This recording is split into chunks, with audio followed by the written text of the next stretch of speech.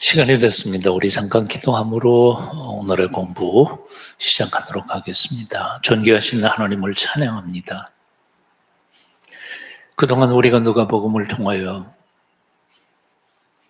하나님의 특별하신 아들 우리 주 예수 그리스도의 행적과 그리고 그 말씀을 묵상하면서 마땅히 우리가 어떻게 살아가야 할지를 배울 수 있게 해주심 감사합니다.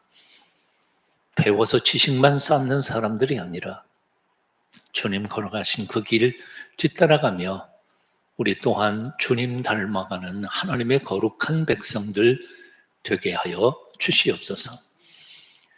오늘 누가복음 마지막은 아니지만 이제 마감하면서 마지막 정리하려고 합니다. 오늘 우리가 깨달아야 할 말씀 들려주시고 우리의 마음의 귀 열어 주님의 음성 듣게 하여 주시옵소서. 예수님의 이름으로 기도하옵나이다. 아멘. 누가복음 누가의 신앙 안내서 33번째 시간입니다. 제목은 나를 따르라 Follow me라고 하는 말씀이고요. 누가복음 9장 이제 50절까지 오늘 본문 말씀으로 공부합니다. 첫 번째 본문 우리 한번 같이 읽어 보시겠습니다. 누가복음 9장 37절부터입니다. 이튿날 같이요. 이튿날 산에서 내려오시니 큰 무리가 맞을세. 무리 중에 한 사람이 소리질러 이르되 선생님 천건대 내 아들을 돌보아 주옵소서. 이는 내 외아들이니이다. 귀신이 그를 잡아 갑자기 부르짖게 하고 경련을 일으켜 거품을 흘리게 하며 몹시 상하게 하고야 겨우 떠나가나이다. 당신의 제자들에게 내쫓아 주기를 고하였으나 그들이 능히 못하더이다. 예수께서 대답하여 이르시되 믿음이 없고 패역한 세대여, 내가 얼마나 너희와 함께 있으며 너희에게 참으리요. 내 아들을 이리로 데리고 오라 하시니 올 때의 귀신이 그를 거꾸로 뜨리고 심한 경련을 일으키게 하는지라. 예수께서 더러운 귀신을 꽂으시고 아이를 낳게 하사 그 아버지에게 도로 주시니 사람들이 다 하나님의 위엄에 놀라니라. 아멘. 오늘 37절은 이렇게 시작합니다. 이튿날 산에서 내려오시니. 이튿날 산에서 내려오시니. 마태복음이나 마가복음에는 이때의 산에서 내려온 시간을 구체적으로 소개하지 않습니다. 예를 든다면 마태복음 17장 14절에 보면 그들이 무리에게 이르매 그렇게 하고 그날이 아침인지 저녁인지 그 다음 날인지 시간이 정확하게 표현 안 돼 있어요. 마가복음 9장 14절에도 또 마찬가지입니다. 이에 그들이 제자들에게 와서 보니. 그런데 누가복음에서만 이튿날 산에서, 이튿날은 그 전날 뭐가 있었어요? 한 주 지나니까 잊어먹었어요. 변화산상의 변모 사건이 있었죠.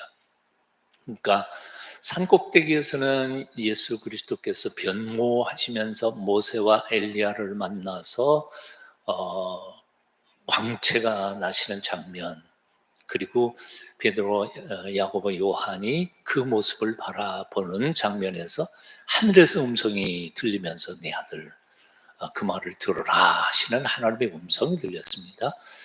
소위 말하는 메시아로서의 예수님의 정체성에 대하여 하나님이 최종적으로 증언하시는 모습이 변화산상의 사건입니다. 그런데 그 산에서 예수님께서 그 변모하신 사건이 바로 나타난 게 아닙니다. 산에 올라가자마자 딱 된 게 아니라 밤새도록 기도하다가 베드로와 야고보, 요한은 너무 지쳐서 쿨쿨 잠자고 있는 때에 갑자기 예수님께서 변화되신 거죠. 그러니까 산기도하다가 그렇게 된 거죠. 그 다음에 산기도도 그냥 산기도만 한 게 아니에요. 밤새도록 철야 기도했던 겁니다. 이게 굉장히 중요한 사건이라고 생각할 수 있습니다. 누가복음 6장 12절, 13절 여러분 한번 같이 읽어보시면 누가복음은 아주 정확하게 이렇게 표현해요. 이때 예수께서 기도하시러 산으로 가사 밤이 새도록 하나님께 기도하시고 밝음에 그 제자들을 부르사 그 중에서 12를 택하여 사도라 칭하셨으니, 자, 그러니까 산기도 하셨어요. 근데 산기도만 한 게 아니라 밤새도록 기도하셨어요. 철야 기도하셨어요. 그리고 난 다음에 밝은 다음에 내려오셔서 제자들 12명을 선택하고 세워서 사도라라고 칭하셨다, 그런 겁니다. 그러니까 산기도 철야기도 한 다음에 예수님께서는 정말 중요한 일을 하기 전에 하나님 아버지 앞에서 밤을 새워 산에서 기도하시고 이 거룩한 일을 하셨던 거죠. 여기 오늘 본문에도 역시 마찬가지입니다. 그런 변모산에 예수님께서 변화받는 엄청난 사건을 하시고 내려오셔서 귀신 들린 아이를 고쳐주신 사건이 나오죠. 이것만 있는 것 아니죠. 예수님께서는 겟세마네 동산에서 깊이 기도하신 후에 그 다음에 뭐합니까? 십자가 지시죠. 그러니까 예수님의 생애 속에 가만히 보면 중대한 사건이 터지기 전에는 준비 기도를 엄청나게 많이 하신 거예요. 예? 준비 기도를 많이 하셨어요. 여기 우리는 지금 누가복음을 배우고 있지만 사실은 요한복음에도 이 사건이 나옵니다. 요한복음 8장 1절과 2절에 보면 요한복음 8장의 내용이 혹시 기억나실지 모르겠는데 바로 성전에서 간음하다가 현장에서 잡혀온 여인에 대하여 그 바리새인들이 율법학자들이 끌고 와가지고 모세의 율법에는 이런 여인은 돌로 쳐 죽이라 그랬는데 죽일까요 말까요 했던 사건이 바로 그것이었어요. 근데 요한복음 8장 1절에 보면 산에 오르시니라, 그리고 산에서 내려오셔서 성전에 가심에 그 사건이 터진 거죠. 자, 그러니까 예수님께서는 성전에서 적대자들과 그 사건을 미리 그 전날 감람산에 오르셔서 깊이 밤새도록 준비하시고 그 영적 전쟁을 벌이신 것이라고 생각합니다. 이 점에 있어서 우리가 배워야 할 가르침이 첫 번째 메시지는 바로 이런 거죠. 우리는 어때요? 중요한 사건을 놓고 우리는 얼마나 기도해요? 예. 걱정을 하면서도 기도를 안 할 때가 참 많아요. 걱정은 해요. 아이고 이걸 어떡하나. 근데 하나님께 맡겨드리지는 못해요. 흔히들 이렇게 말합니다. 기도보다 앞서지 말라. 기도하고 일하라. 일한 후에 기도하라. 예? 기도하고 일하라. 일한 후에 기도하라. 내가 해놓고 하나님 나의 최선을 다했습니다. 결과는 모르겠습니다. 하지만 하나님이 은혜 안에 이 일을 성취시켜 주시옵소서 하고 일하기 전에 먼저 기도하고 일하면서 또한 기도하고 끝난 다음에 또 기도하고. 그래서 베네딕토 수도원에서는 기도원의 표가 하나 있죠. 그게 뭐냐면 기도는 노동이다. 노동은 기도다. 노동이라는 게 일이라는 말이에요. 그래서 기도하는 것과 일하는 것과를 같이 취급합니다. 일하는 것도 기도하는 심정으로, 기도하는 것도 그냥 놀면서 하는 게 아니에요.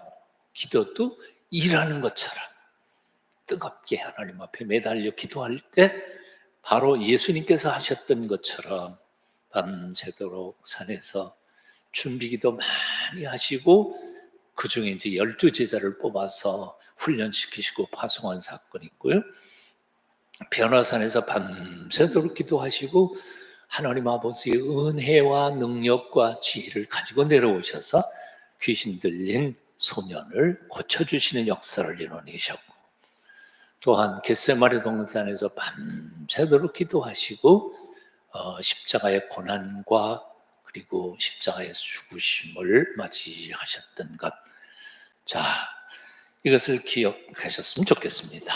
자, 37절에 보니까 이튿날 산에서 내려오시니 큰 무리가 맞을세라고 표현했습니다. 이 37절을 머릿속으로 한번 묵상해 보세요.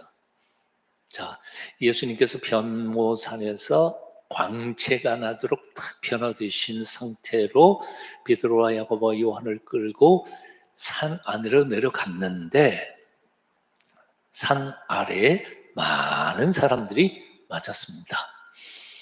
이게 구약 성경의 어떤 장면하고 비슷한 장면이 있죠. 뭘까요? 예, 시내산에서 40일 동안 여호와 하나님을 만나고 얼굴에 광채가 가득해서 모세가 이스라엘 백성들에게 내려오는 모습하고 비슷하죠. 아마 누가는 그것을 생각을 했었던 것 같아요. 근데 이것은 이스라엘 사람들이 모세의 얼굴을 보면서 얼굴이 광채가 나니까 굉장히 두려워했다. 근데 아마 예수님께서도 그렇게 되지는 않으셨을까 하는 생각이 듭니다. 근데 이 신의 산 사건과 여기 이 사건이 공통점이 또 다른 게 하나 있어요. 그 뭐죠? 공통점. 예. 산에서는 엄청난 성령의 역사하심과 하나님의 영광이 가득했는데 산 아래에서는 어떻게 됐나요? 우상 숭배하고 난리친 거죠. 그러니까 산 위와 산 아래가 완전히 달라진 거예요. 산 아래에서는 난리가 난 거예요. 예? 귀신 들린 아이 하나 고치지 못해서 9명의 제자가 끙끙거리고 사람들은 군중들은 다 이제 뭐 비난하고 그것도 못해 그러고 했던 거죠.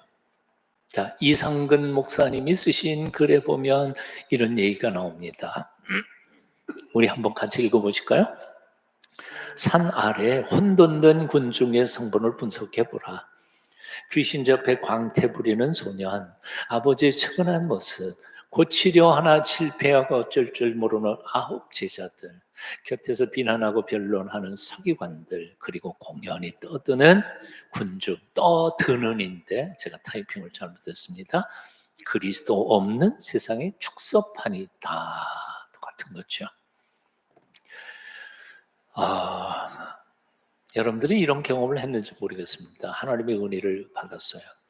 뭐 산기도를 하든지 아니면 뭐 40일 기도를 하든지 하여튼 일주일 기도를 했든지 간에 기도하면서 은혜를 많이 받았어요. 이제는 뭔가 하나님이 나와 함께 하시니까 내가 얼마든지 뭐 다 감당할 수 있을 것 같은 용기와 또 지혜도 얻었어요. 근데 실제로 현장에 딱 하면 어때요? 현장에 부딪히는 순간 아이고 이게 안 되는 거예요. 청년 시절에 저에게 말씀의 은혜를 끼치셨던 김정원 목사님이 항상 하시는 말씀이 하나가 있었어요. 눈을 감으면 된 것 같아. 눈을 뜨면 현실이 다가와서 절망하게 된다. 이게 사실은 모든 신앙인들의 고백인 것 같아요. 눈 감고 기도할 때에는 확신이 들지만 차가운 현실 앞에 딱 부딪히면 또 용기를 잃어버리는 거죠. 그러나 우리에게 주시는 하나님의 위로는 뭔고하니 그 차가운 현실 속에도 하나님께서 우리와 동행하시며 우리를 도와주신다고는 언약이 있기에 겁먹지 말고 뛰어 들어가는 거죠. 우리 그리스도인이란 어떤 존재입니까? 저기 불교인들처럼 뭐 도 닦기 위해서 산으로 숨어 들어가는 사람들이 아닙니다. 우리 그리스도인들은 산꼭대기 하나님의 은혜만을 받고 여기가 좋사오니 하고 집 짓고 거기다 눌러 사는 사람들이 아니라 세상에 할 일 많아서 주께서 가라 하시니 세상으로 나아가는 사람들, 세상의 빛과 세상의 소금인 사람들이 우리 그리스도인들이죠. 그래서 교회는 세상 한복판에 있어야 하고 크리스천들은 세상 한복판에서 내가 일하는 직장에서 내가 살고 있는 세상 동네 한복판에서 주님의 빛을 드러낼 사명을 가지고 사는 사람들이죠. 자, 그 다음에 이제 또 한번 읽어봅니다. 그 아버지가 이렇게 말해요. 선생님 청건 때 내 아들을 돌보아 주옵소서. 이는 내 외아들이니이다. 하나밖에 없는 아들. 얼마나 소중해요. 그런데 귀신이 그를 잡아 갑자기 부르게 하고 격려를 일으켜 거품을 흘리게 하며 몹시 상하게 하고야 겨우 떠나가나이다. 당신의 제자들에게 내쫓아 주기를 보하였으나 그들이 능히 못하더이다. 실망감을 가지고 예수님께 이렇게 요청을 하지요.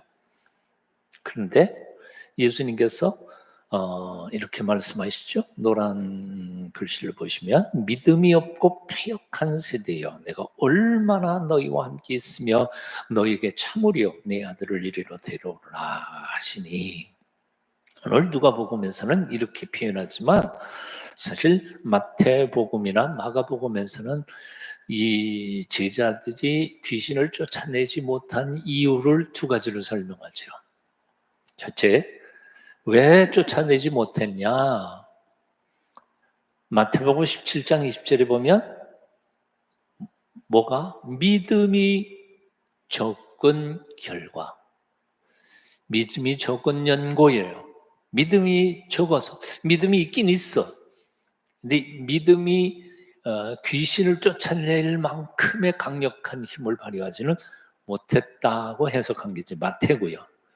근데 마가복음은 기도하지 않은 탓이다. 왜 믿음이 그렇게 귀신을 쫓아낼 만큼 믿음이 없었을까? 충분히 온전히 기도하지 않았기 때문이다. 그래서 제자들이 그렇게 못한 첫 번째 이유는 불신이고요. 믿음이 없어서 기도하지 않기 때문이고요. 그런데 오늘 본문 말씀 보면 믿음이 없고 패역한 세대, 믿음이 없다는 말은 있지만 패역한 세대라는 것은 누가복음에만 나오는 거예요. 패역하다는 말은 뭘까? 패역한 세대여 내가 얼마나 너희와 함께 있으리요 너희에게 참으리요 라는 이 문장은 사실은 구약 성경에 나오는 문장하고 아주 비슷한 어조이지요. 보면 민수기 14장 27절에 보면 이스라엘 백성들이 가나안 땅 앞에다 놓고 믿음으로 주님께서 보내주시는 대로 가야 되는데 못 가요. 왜? 저기 거인들이 있고 가기만 하면 잡아먹히는 곳이야. 그래서 절망하면서 뒤로 돌아서는 거 보시면서 하나님께서 그들을 책망하시죠. 뭐라고 책망하는 거 하니 민수기 14장 27절에 나를 원망하는 이 악한 회중에게 내가 어느 때까지 참으리요? 라고 한탄하세요. 어느 때까지 내가 참으리요? 오늘 본문에서 예수님께서 뭐라고요? 내가 얼마나 너희와 함께 있으며 너희에게 참아야 되겠느냐? 민수기에서 하나님 여호와께서 말씀하시는 어조하고 여기 말씀하시는 어조하고 똑같아요. 얼마나 참겠느냐? 근데 사실은 이 말씀을 곰곰이 생각하시면요. 자, 갈릴리 사역. 이제 오늘로서 예수님께서는 갈릴리 지역에서 제자 훈련하는 사역의 끝을 보는데요. 이제 다음 구절부터는 이제 사마리아로 가고 그래서 예루살렘으로 죽으러 가시는 여정이 시작돼요. 여기에 이제 오늘 본문이 끝나요. 근데 갈릴리 사역의 가장 중요한 핵심 사역이 무엇이라고 그랬죠? 우리가 배웠어요. 근데 그것은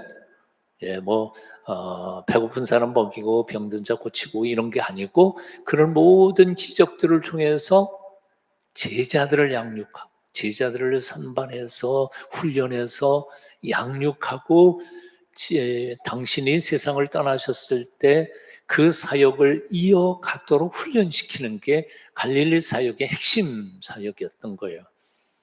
근데 갈릴리 사역이 끝나가고 있는데 이 제자들은 여전히 부족한 거예요. 여전히. 그러니까 예수님께서는 마음속에 단식한 거죠. 내가 얼마나 너희와 더 오래 있어야 되겠나? 언제 너희들이 제대로 제자 역할을 하겠나 하고 탄식하는 거죠. 여기 패역이라고 하는 것은 왜 패역하다 이건 좀 심한 말 아닐까? 능력이 없을 뿐이지라고 생각하는데 패역이란 말은 아까 민수기의 말씀과 연결을 지으면 바로 이런 거예요. 뭐냐하면 이스라엘 백성들은 그때 어떻게 했어요?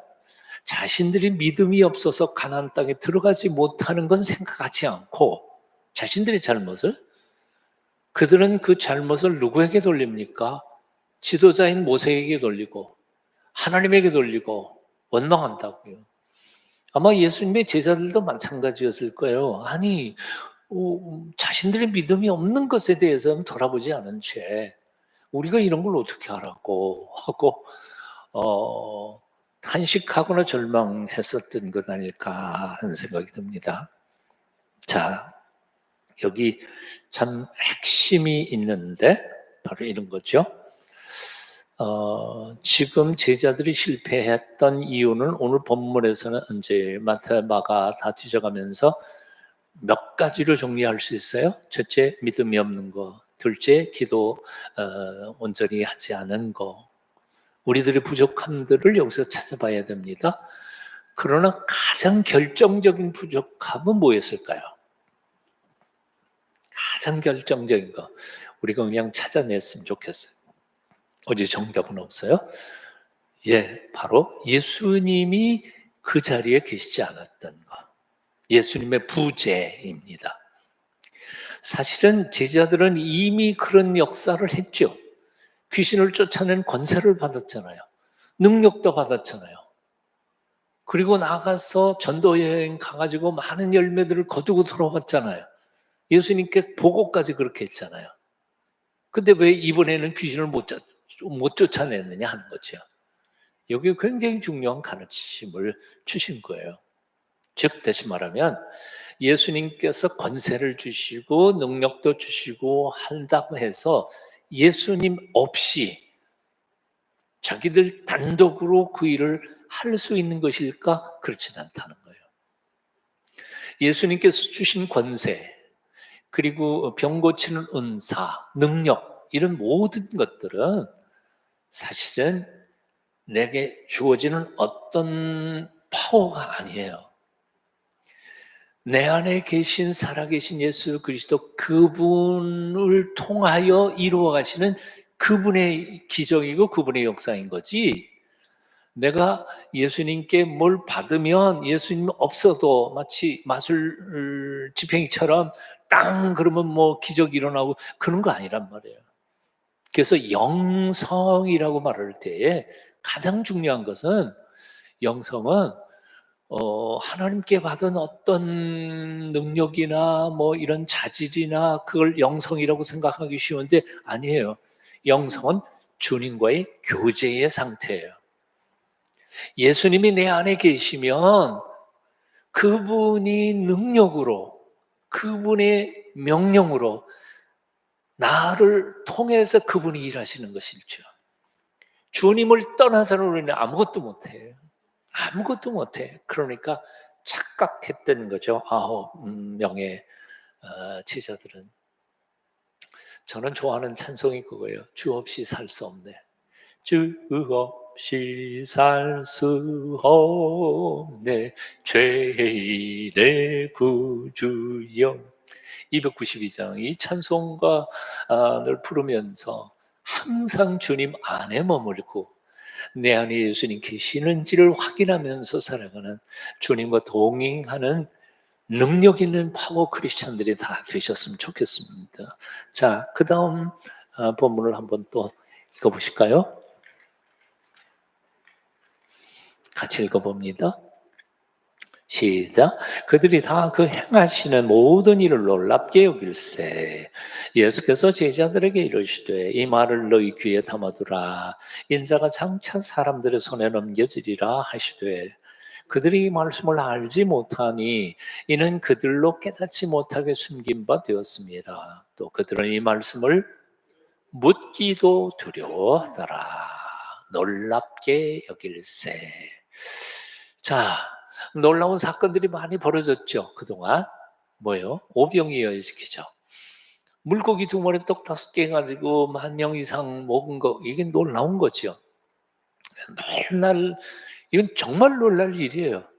이것은 이스라엘 백성들이 광야에서 40년 동안 만나 먹으면서 살았던 그 사건을 연상케 하는 하나님만이 하실 수 있는 일이었던 거죠. 그다음에 두 번째는 변화산의 기적도 이게 놀랄 일이죠. 예? 아니 변화산에서 혼자 변화된 게 아니라 율법의 수여자인 모세, 그리고 성령의 불의 선지자인 엘리야가 둘이 함께 나타나 가지고 예수님께서 어떤 분이신지를 증언하는 놀라운 사건에다가 심지어는 하늘에서부터 소리가 들려오면서 이는 내 아들이다. 그 말 잘 들어 라고 말씀하시는 선포는 놀랄 만한 일이에요. 그 다음에 축사의 기적, 이 축사의 기적, 귀신 쫓아내는 게 축사의 기적이죠. 엑소시스템. 그러니까 이것도 놀라운 기적이에요. 그런데 예수님께서는 그런 기적들보다 더 놀라운 이야기를 하시는 겁니다. 더 놀라운 얘기가 뭐예요? 이제 모든 일을 놀랍게 여길 때에, 그때에 예수님께서는 더 놀라운 이야기, 인자가 장차 사람들의 손에 넘겨지리라. 여기는 아주 이렇게 간단하게 한 줄로 했지만 사실은 우리가 이미 읽었습니다만 누가복음 9장 22절에서는 좀 길게 예수님께서 설명하셨죠. 한번 읽어볼까요? 인자가 많은 고난을 받고 장로들과 대제사장들과 서기관들에게 버림받아 죽임을 당하고 제3일에 살아나야 하리라. 이게 길게 이미 말씀하셨어요. 이게 순환의 예고의 첫 번째 말씀이고 오늘 본문이 두 번째 말씀입니다. 그러니까 첫 번째 하신 말씀을 이미 제자들은 알고 있었어요. 그러니까 다 얘기할 필요가 없고 그냥 대충 웬만한 건 다 줄여버리고 이렇게 다시 말씀을 하셨죠. 근데 44절 다시 한번 봐요. 이 말을 너희 귀에 담아두라. 기억해라. 잊지 말아라. 이거 중요한 얘기야. 그리고 담아두라. 그러면서 한마디 더 말씀을 하셨던 거예요. 근데 45절 넘어가면 제자들은 귀에 담아두기는커녕 그 말씀의 뜻이 무엇인지조차 몰랐다는 거예요. 물론 누가는 이렇게 해석해요. 이는 그 이유는 그들로 깨닫지 못하게 숨긴 바 되었습니다. 숨긴 바, 이게 수동태로 주어가 하나님이신 거예요. 그러니까 하나님께서 숨겨놓았기 때문에 몰랐다. 그렇게 누가는 재해석을 하지만 사실은 이 본문은 갈릴리 사역이 끝나가고 제자 훈련이 거의 마쳐 가는 데에도 불구하고 아직도 깨닫지 못하는 제자들의 부족함을 지적하고 있는 본문이라고 그랬죠. 자, 앞부분에서 우리는 제자들의 무능, 제자들의 믿음이 없음과 기도 온전히 하지 않음에 대하여 얘기했는데 오늘 본문에는 또 다시 무능뿐만 아니라 무식해, 무지해, 주님의 하시는 말씀을 깨닫지를 못해. 그러니까 예수님의 제자로서는 아직도 준비되지 못한 참 안타까운 모습을 우리가 읽어 볼 수 있는 겁니다. 그래서 세 가지: 무능, 무지, 무력, 그리고 믿음 없는 거, 기도 안 하는 거, 주님의 부재, 또 이렇게 소개를 할 수 있을 것 같습니다. 자, 다음 본문 또 읽어볼까요? 46절 쭉 깁니다. 함께 읽어봅니다. 제자 중에서 누가 크냐 하는 변론이 일어나니 예수께서 그 마음에 변론하는 것을 아시고 어린아이 하나를 데려다가 자기 곁에 세우시고 그들에게 이르시되 누구든지 내 이름으로 이런 아이 하나를 데려 또 나를 너희 모든 사람 중에 가장 작은 그가 큰 자니라. 요한이 여짜오되 주여 어떤 사람이 주의 이름으로 귀신을 내어 쫓는 것을 우리가 보고 우리와 함께 따르지 아니하므로 금하였나이다. 예수께서 이르시되 금하지 말라. 너희를 반대하지 않는 자는 너희를 위하는 자니라 하시니라. 이게 내용은 두 내용이 이제 기록이 되어 있죠. 하나는 누가 크냐 하는 제자들끼리 도토리 키재기 싸움하는 교만과 경쟁심에 대한 이야기가 나오고, 49절 이후에는 바로 예수님께 허락도 안 받고 예수님의 이름으로 귀신 쫓아내는 사역을 하는 사람들에게 대한 요한의 금지, 이 두 가지의 얘기가 나옵니다. 그러니까 앞에서 제자들이 준비되지 못한 제자들의 모습은 무능력, 믿음 없음, 기도하지 않음, 그리고 심지어는 하나님 주님의 말씀에 대하여 깨닫지 못하는 아둔함, 이런 것까지 나왔는데, 여기에 보면 제자들의 두 가지 또 모자람이 나와요. 지들끼리 그 도토리 키재기 하는 싸움. 자, 보면 변론이 일어나니라고 되어 있습니다. 변론이 일어나니. 변론, 누가 크냐 하고 변론이 일어났어요. 이 변론이 일어난 이유가 무엇이었을까? 조금 상상을 해보면 그래요. 요게 아마 전도 여행 갔다 와가지고 누가 제일 많이 전도 많이 했냐, 이런 거 싸우지 않거든.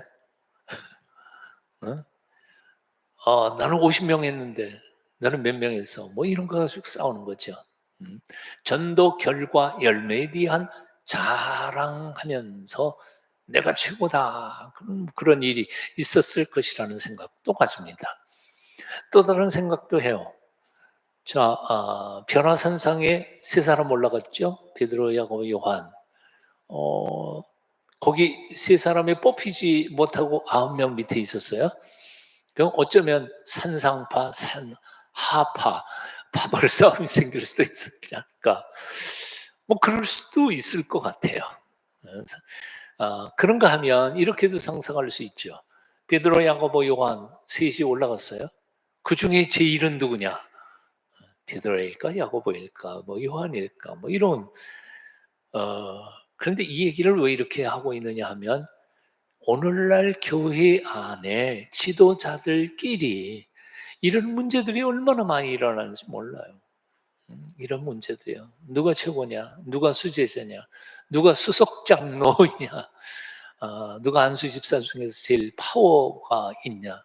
이게 참 2000년 전에 예수님께서 친히 뽑으셔서 훈련한 제자들도 그랬는데, 뭐 오늘날 교회 안에 당연히 그런 일들이 일어날 것이라는 생각은 하지만, 그러나 그것은 정말 교회답지 못한 가장 가슴 아픈 일이 아닐 수 없습니다.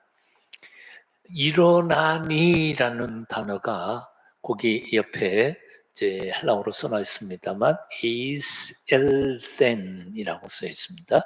에이스라는 말이 영어로는 into 그래요. 뭐뭐 안으로라는 뜻이고요. 엘덴, 그건 go, 들어갔다.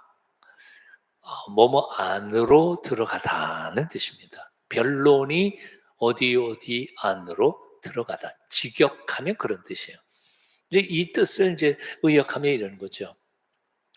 제자들 속으로 변론이 들어간 것도 있지만, 제자들의 마음 속에 유혹, 경쟁심에 대한 유혹, 내가 최고 아닐까 교만의 마음, 또는 이런 것들이 들어가서 분쟁을 일으킨 거죠.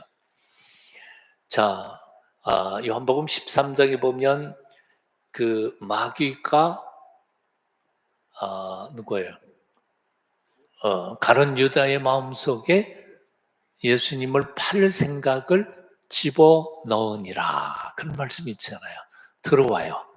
나도 모르는 사이에 내 마음속에 교만한 마음, 명예, 욕, 또 뭐 차별, 내가 너보다는 내가 좀 낫지 않냐 하는 옆에 있는 형제 자매들의 사역이나 혹은 신앙에 대하여 스스로 판단하고 비판하고 깔보고 하는 것들이 우리 마음속에 들어온단 말이에요. 근데 이런 마음이 생길 때에 그게 내 마음이라고 생각하지 말고, 요 사탄이라는 놈이 날 또 지금 해갖고 넘기려고 그러는구나. 그걸 분별하고 거절해야 된단 말이에요. 이게 내 생각, 나는 나쁜 사람이야. 그렇게 생각하지 말고, 어, 하나님이 나를 선하게 그리고 복되게 지으셨는데 나는 본성이 그렇게 나쁘다 그렇게 생각하면 풀어갈 방법이 없어요. 이기세요. 자기 마음속에서 일어나는 생각이라고 다 내 생각이라고 생각하지 말고 사탄아 물러가라. 그리고 그 생각을 쫓아버리라는 말이죠. 예. 교회 안에서 이런 분쟁들이 일어날 때에도 영적 분별력을 가지고 사탄아 물러가라. 그리고 거기 그 싸움에 한 추념 들지 않는 사람들이 되어야 할 것이라는 생각입니다. 자, 그런데 여기 본문에 보면 가장 큰 자가 가장 작은 그가 큰 자다라는 말을 해석할 때 조심할 필요가 있다는 거예요. 이 말은 가장 작은 자가 가장 크다 그렇게 말하지 않았다는 거예요. 이 이제 비교법에서 그렇잖아요. 또 두 번째는 가장 작은 자가 더 크다. 그것도 아니에요. 그냥 일반적으로 가장 작은 자가 크다. 그렇게 예수님은 말씀하셨을 뿐이에요. 그러니까 일반적인 얘기를 사례로 표현하신 거지 크다고 말한 적이 없으세요. 그냥 큰 거예요. 그러니까 크다 작다를 변론하고 생각하는 것 자체가 별로 의미가 없다는 거예요. 더 놀라운 것은 바로 이런 거예요. 누구든지 내 이름으로 이런 어린아이, 아마 제자들은 조그만 애, 어린아이를 뭐 크다고 생각해 보지도 않고 중하게 생각지도 않았을 거예요. 근데 별로 취급하지 않는 어린아이를 딱 데려다가 실물 교육을 시키는 거죠. 어린아이를 딱 데려다 놓고 이 아이를 영접하면 누구를 영접해요? 나를 영접하는 거예요. 그러니까 그 너희들이 시시하게 보는 하찮은 것 같은 그 아이가 나하고 똑같아. 나하고 똑같아. 그 아이를 잘 영접하면 나를 영접하는 거야. 한 등급으로 올렸어요. 근데 그 다음에 또 갔죠. 나를 영접하는 자는 누구를 영접해요? 하나님 아버지를 영접하는 거야. 하나님을 영접하는 거야. 그러니까 너희가 옆에 있는 사람 뭐 시시하게 그렇게 함부로 생각하지 마라. 네가 하찮게 생각하는 그 사람에게 대하는 모습이 곧 하나님께 대하는 너의 모습이라는 것이요. 굉장히 중요한 예수님의 가르침이신 거죠. 이 굉장히 우리가 깊이 생각해 보아야 할 말씀입니다. 자, 그런데 이제 그 다음에는 두 번째 얘기입니다. 요한이 여짜오되 주의 어떤 사람이 주의 이름으로 귀신을 내어 쫓는 것을 우리가 보고 그랬습니다. 주의 이름으로 어떤 사람이 그러니까 제자들은 아닌 것 같아요. 그렇지만 예수님을 믿는 마음으로 아마 이런 역사를 이뤄냈던가 보지요. 그런데 우리가 보고 우리와 함께 따르지 아니하기 때문에 하지 마라 그랬다는 거지. 이게 말씀의 뜻이 몰라요. 하여튼 주님은 이렇게 말씀하셨어요. 금하지 마라. 너희를 반대하지 않는 자는 너희를 위하는 자이니라. 즉 요한의 생각은 이런 겁니다. 예수님의 제자도 아닌 놈이 예수님의 이름으로 귀신을 쫓아내는 거 이건 아니지 않느냐고 생각한 겁니다. 예수님의 제자인 우리만 그렇게 할 수 있는 특권이 있다고 생각한 거지. 예수님의 제자로서 교만한 모습으로 요한은 벌써 이 교만해진 거예요. 사실 아까도 얘기했죠.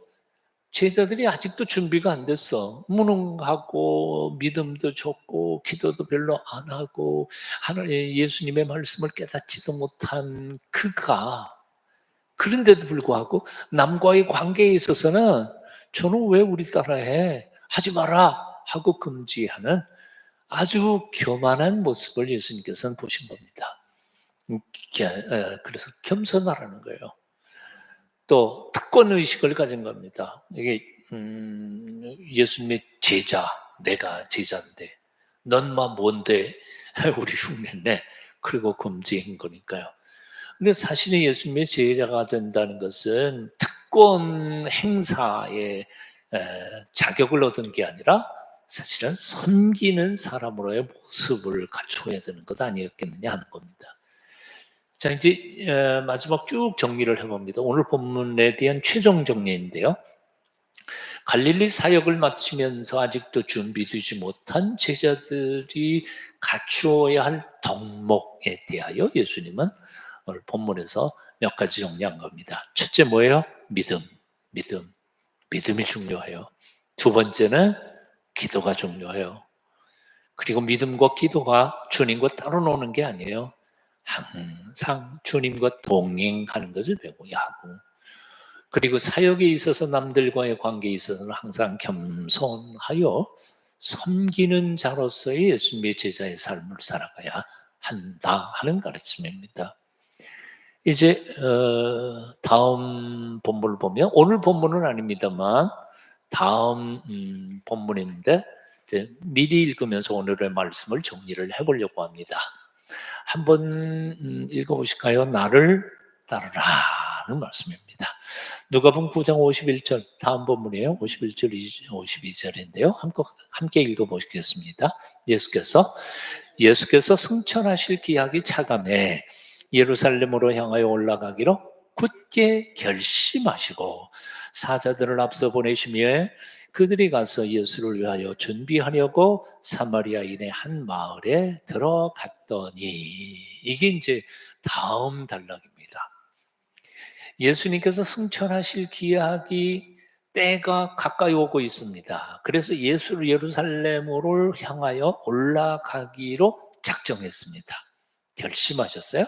그리고 사자들을 앞서 보내서 어디로? 사마리아인의 마을로 보내서 예수님을 위하여 준비하게 하셨습니다.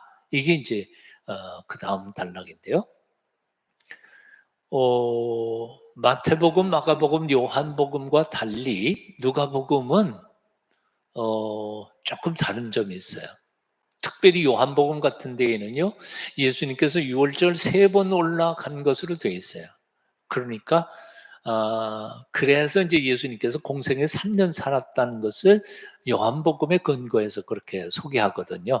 근데 누가복음은요, 누가복음에는 한 번 올라가요. 네, 한 번. 나머지는 다 생략해 버린 거라고 생각하고요. 그러니까 이제 오늘 50절까지는 갈릴리 사역을 하다가 갈릴리 사역 끝나고 난 다음에 예루살렘으로 가면서 그 여행 중에 일어난 사건과 말씀을 공부하는 게 바로 예루살렘 올라간 사건. 그 다음에가 예루살렘에서 순환 받으시고 십자가에 못 박혀 죽으시고 부활하신 사건이 그 다음입니다. 그게 끝이에요. 그러니까 누가복음 전체를 3등분 한다면 우리는 지금 3분의 1을 마스터한 거예요. 나머지 3분의 2는 이제부터 여러분들이 자습하셔서 자습할 때 생각을 이렇게 하시면 돼요.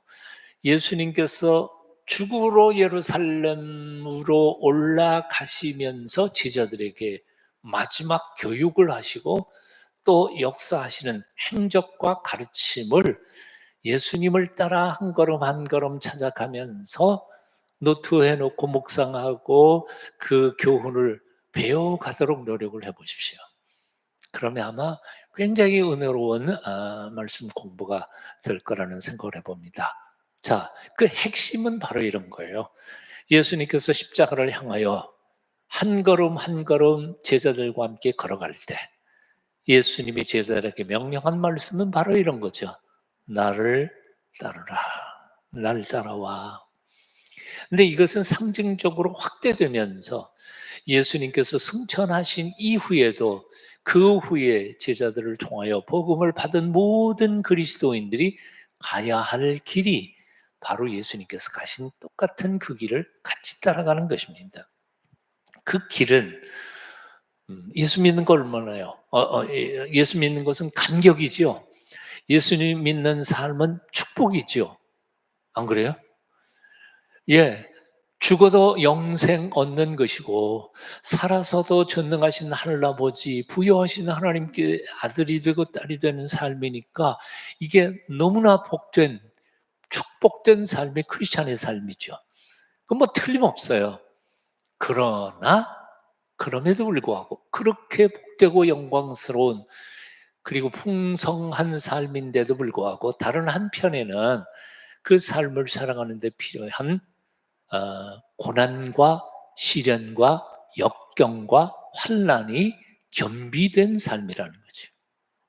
저절로 되는 건 아니에요. 예. 예수님만 믿으면 그냥 저절로 그냥 만사형통하는 거 아니에요. 그래서 사도 바울은 빌립보 교회에 이런 말을 하죠. 빌립보 교회에 1장 29절 한번 같이 읽어볼까요? 그리스도를 위하여 너희에게 은혜를 주신 것은 다만 그를 믿을 뿐만 아니라 또한 그를 위하여 고난도 받게 하려 왔습니다. 은혜와 고난은 함께 가는 겁니다. 은혜가 있기에 고난은 충분히 견딜 수 있습니다. 고난이 은혜와 동반되면 오히려 축복이고 감사고 또 견딜 만한 거죠. 운동할 때도 마찬가지잖아요. 운동 쉬워요? 절대로 안 쉬워. 운동이 헉헉거리고 포기하고 싶은 순간들이 많이 있는데 또 그러나 견디고 하다가 보면 내 몸이 건강해지고 또 내가 그 효과들을 보는 것을 보기 때문에 어, 고난을 통해서 하나님의 축복을 이루어가는 것을 경험하는 하나님의 사람들이 되어야 할 거라고 생각합니다. 자, 오른쪽 끝에 보면 그리스도의 장성한 분량에 충만한 데까지 이르리니 우리 그리스도인의 삶이란 정리하면 간단히 말하면 예수님 닮는 거지요. 근데 얼마나 닮느냐면 목표가 예수님의 장성한 분량 100% 예수님을 꼭 닮아서 나도 그렇게 가는 거죠. 상상도 못할 일이지만 내가 그렇게 될 수 있을까? 상상도 못할 일이지만 그러나 성령님께서 도와주시면 우리도 그만큼 예수님 닮은 사람이 되어갈 줄로 믿습니다.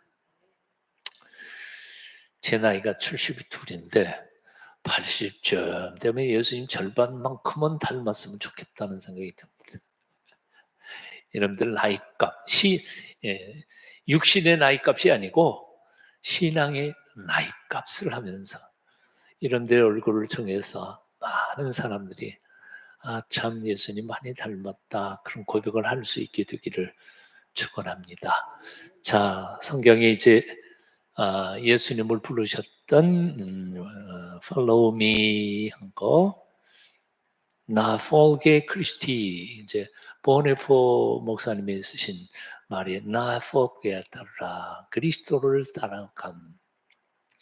나 folge라는 말이 나를 따르라라는 제목으로 보네포 목사님이 산상수훈을 설교하신 책이 있어요.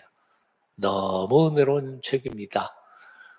보네포 목사님의 나를 따르라 하는 책을 혹시 시간 나면 한번 읽어보시면 아마 큰 은혜를 받으실 수 있으리라 생각해 봅니다. 자, 이제 말씀을 줄입니다. 제가 누가복음 마지막 끝까지 같이 공부를 하고 싶었는데 이 거리가 너무 멀어서 함께 모여 오시는 분들이 너무 미안하고 그래서 이제는 여기서 끝나고 나머지는 3분의 2는 여러분들이 숙제로 같이 따로 공부들을 하시면 좋겠다는 생각이 봅니다. 한 가지만 더 덧붙이면 이렇습니다. 왜 누가복음을 시작했을까? 그 이유는 맨 첫 시간 누가복음 공부하면서 첫 시간에 제가 분명히 말씀을 드렸는데 이유는 간단합니다. 신약 성경 전체를 통독을 하는 데 있어서 가장 뼈대가 되는 게 두 권의 책이기 때문에 그래요. 하나는 누가복음과 사도행전이죠. 누가복음을 읽다가 보면 마태, 마가, 요한복음이 곁에 같이 따라옵니다.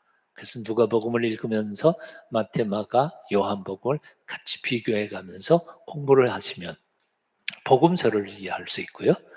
그다음에 사도행전을 공부하면서 사도행전에 나오는 지역들, 즉 사도 바울의 서신들을 12권 내지 13권을 사도행전 공부해 가면서 그 편지들을 읽어가면 또 줄거리가 잡힙니다. 물론 여기 안 나오는 게 공동서신과 요한계시록이지만 이거는 따로 공부하면 되는 건데, 그 누가복음과 사도행전이 한 사람의 저자이죠. 누가라고 하는 사람입니다. 그래서 누가복음을 읽은 다음에 사도행전을 읽으면 사도행전이 더 이해하기 쉽습니다. 계속 같이 공부하기를 원하지만 뭐 이렇게 제가 물러서서 죄송하고, 혼자도 이 정신을 가지고 계속해서 신약 성경을 쉬지 않고 읽어가시면 큰 도움이 될 수 있으리라고 생각해 봅니다. 자, 나를 따르라. 주님을 따라가는 십자가의 정병들이 다 되시기를 축원합니다. 이제 제가 기도하고 주님 가르친 기도로 마치겠습니다. 존귀하신 하나님을 찬송합니다. 말씀을 사랑하는 저희가 되게 하여 주시고, 말씀을 통하여 우리에게 가르쳐 주시는 주님의 사랑과 긍휼과, 그리고 마땅히 우리가 어떻게 살아가야 할지를 배우고 익혀서 주님의 선한 제자, 주님을 닮은 꼴 되는 참된 그리스도인으로 살도록 도와 주시옵소서. 예수님의 이름으로 기도합니다. 아멘. 하늘에 계신 우리 아버지, 아버지의 이름을 거룩하게 하시며 아버지의 나라가 오게 하시며 아버지의 뜻이 하늘에서와 같이 땅에서도 이루어지게 하소서. 오늘 우리에게 일용할 양식을 주시고 우리가 우리에게 잘못한 사람을 용서하여 준 것 같이 우리 죄를 용서하여 주시고 우리를 시험에 빠지지 않게 하시고 악에서 구하소서. 나라와 권능과 영광이 영원히 아버지의 것입니다.